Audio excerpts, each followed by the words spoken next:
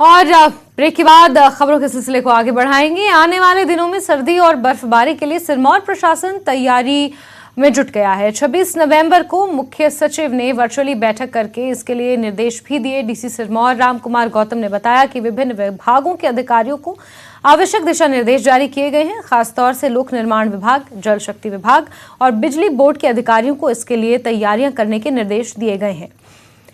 सिरमौर के कई ऐसे इलाके हैं जहां दिसंबर के पहले सप्ताह में ही बर्फबारी का दौर शुरू हो जाता है, जो फरवरी तक जारी रहता है।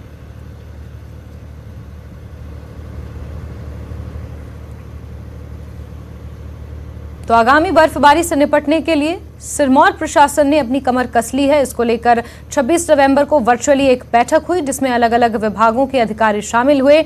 उन्हें आगे मौसम जिस तरीके से रहने वाला है उसको लेकर दिशा निर्देश दिए गए और जरूरी तैयारियां करने को कहा गया। जैसा कि पीडब्ल्यूडी को निर्देश दिए गए कि वो जगह जगह जहां भी लगता है कि बर्फबारी से जो है रोड बंद हो जाता है, वहां पे जो मशीनें तैनात करके रखें, ताकि जैसे बर्फबारी हो तो उन मशीनों से जो बर्फ को हटाकर दोबारा यातायात सुचारू रूप से चलाया जा सके। इस तरीके से जहाँ पे पानी की समस्या उत्पन्न होती है वहाँ पानी विभाग को, जो जल शक्ति विभाग को निर्देश दिए गए हैं।